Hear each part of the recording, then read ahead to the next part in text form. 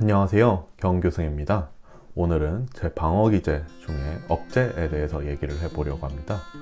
억제라고 하는 것은 말 그대로 스스로에게 어떤 감정이나 어떤 사건이 일어났을 때 그 특정한 행동을 꾹 참는다 라고 하는 것이죠. 이 억제라고 하는 방어 기제는 저는 굉장히 어릴 적부터 가지고 있었던 걸로 기억을 해요.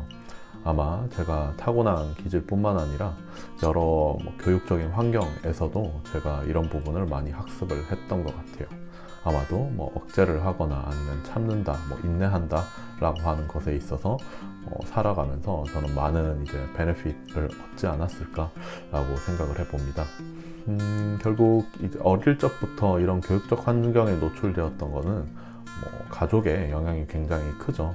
부모님뿐만 아니라 저는 어릴 때 이제 5살까지 할머니랑 다 같이 살았었는데, 그럴 때 이제 부모님이나 할머니의 교육에서도 많은 것들을 배우지 않았을까 생각을 합니다. 특히 제가 기억하는 부모님은 제가 어떤 것을 인내를 하거나 꾸준하게 노력을 하면 그것에 대해서 잘 참는다 라고 칭찬을 해 주었던 기억들이 여러 가지가 있어요.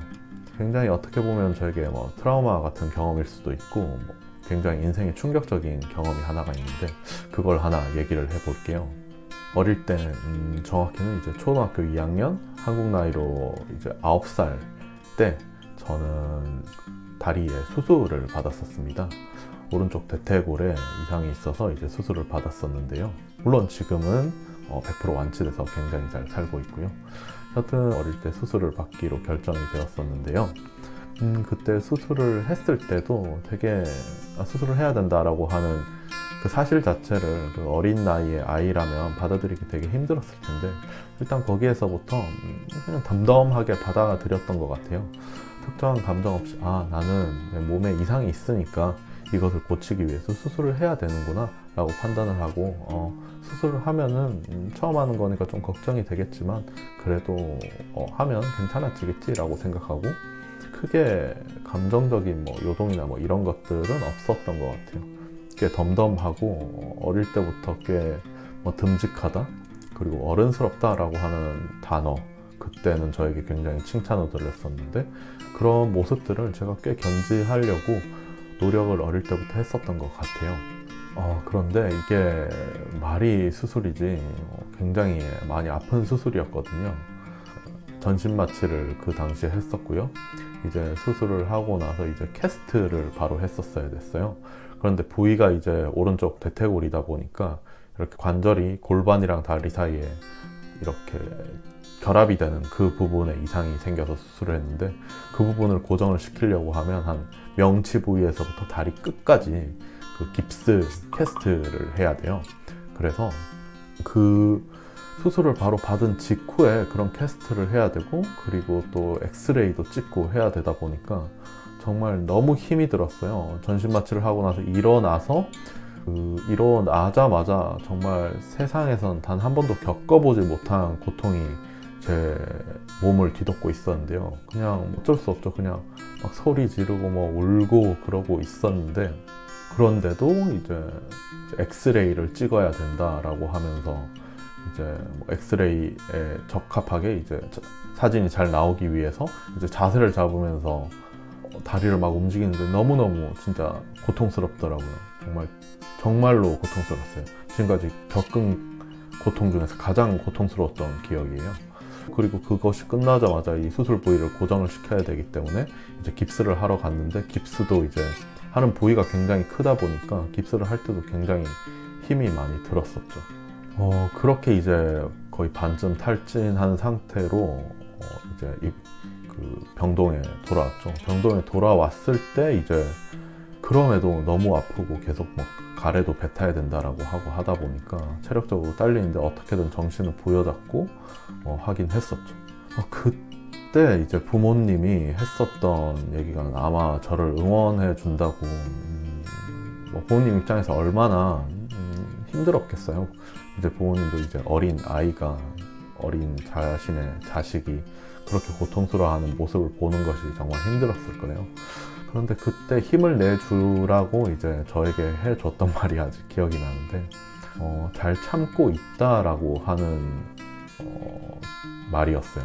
그게 저에게는 아직까지 기억 속에 남거든요. 그러니까 결국 어떤 상황에서 힘을 내준다, 응원을 해준다, 칭찬을 해준다라고 하는 게 저에게 있어서는 이제 참는다라고 하는 형태의 단어였었어요. 그래서 이제 저는 부모님께 최대한 그 당시에도 아픈 모습을 보이면 안 되겠다, 난 잘 참아야 되겠다라고 하는 생각에 정말 체력도 없고 고통도 정말 뭐 극한까지 다다랐는데도 참으려고, 울음도 참고 이제 고통도 참으려고 막 끄끄거리면서 참았었죠.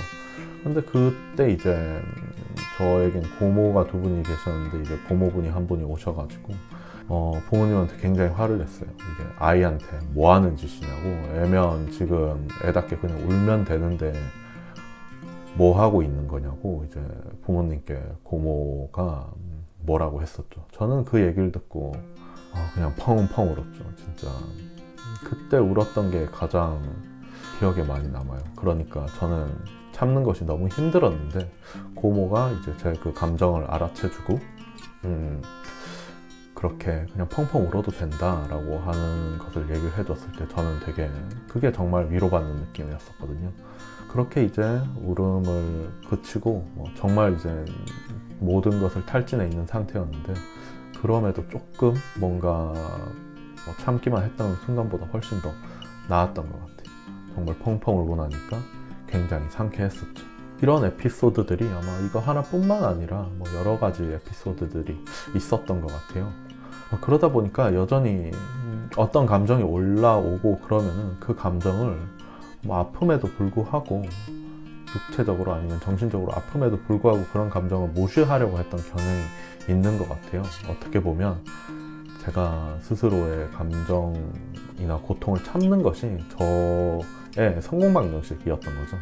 하지만 그 뭔가 참는다라고 하는 것은 이제 되게 부정적인 감정이죠.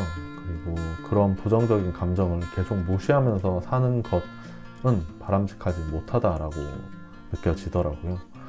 그것 자체도 이제 있는 그대로 바라봐 보는 것이 저는 되게 좋게 느껴졌어요. 말 그대로 이제 부정적인 감정이 더 이상 쌓이지 않는 것 같은 기분이 들었던 거죠. 그래서 이제는 제 속에서 좋은 감정이든 아니면 나쁜 감정이든 무시를 하는 것이 아니라 스스로 그 감정을 느끼고 포용하려고 합니다. 그래야 이제 진짜 필요한 순간에 제가 감정을 정말로 컨트롤해야 되는 순간에 그럴 때 극한의 상황 속에서도 제가 의도적으로 감정을 진짜 억제가 아니라 이제 조절할 수 있을 것이다 라고 생각을 합니다. 이런 감정을 느끼기 전에는 실은 스스로 감정을 되게 잘 조절을 하는 사람이라고 생각을 했었어요. 하지만 그것은 착각이었던 것 같아요. 감정을 조절을 하는 것이 아니라 감정을 무시해 온 것에 가까웠었죠. 하지만 이제는 그것을 제가 저 스스로 어떻게 바라보고 있는지 알고 있기 때문에 그냥 있는 그대로 그 감정 자체, 그리고 내 감정이랑 연결되어 있는 사건들 혹은 뭔가 다른 단어들을 확인을 해보는 재미가 있어요. 이 과정을 통해서 스스로를 되게 많이 알아갈 수 있더라고요. 제가 여러 가지 기억들이 머릿속에 저장이 돼 있을 건데 이제 그 기억과 그 기억에 해당되는 키워드들 근처에 어떤 단어들이 매핑되어 있는지 알아가는 과정이 되게 재미가 있었어요. 그러면 어떤 단어들이 머릿속에 이제 같은 비슷한 공간에 위치해 있는 것을 확인해 보고 나서 이런 것들을 제가 의도적으로 조금 조절을 할 수 있더라고요.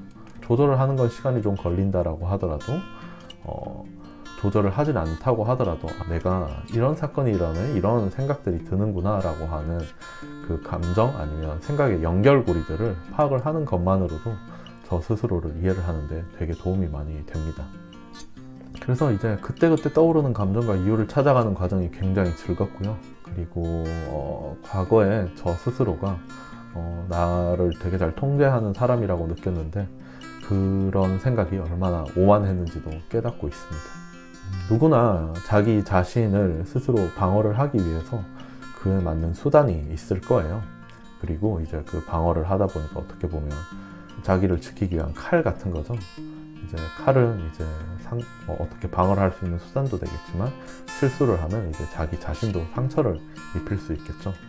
그런 부작용도 존재를 할 수 있으니까 이제 어떻게 이 그 도구라고 하는 이게 사용되는지 잘 알기만 한다고 하면 이제 더욱 삶을 현명하게 살아갈 수 있을 것이라고 생각을 합니다. 네, 그래서 저도 이렇게 저 스스로의 방어 기제, 뭔가 방어 기제를 밝힌다라고 하는 것이 제 안에 있는 굉장히 좀 어두운 부분을 드러내는 것 같아서 한편으로 부끄럽기도 하지만, 이렇게 드러내는으로 인해서 저 스스로가 어떤 사람인지 저 자신도 인식을 할 수 있고, 그리고 저를 좋아해주는 사람들께도 저 자신을 깊이 있게 소개를 할 수 있어서 좋은 과정이라고 생각을 합니다. 네, 그럼 오늘 영상은 여기까지고요. 들어주셔서 감사합니다.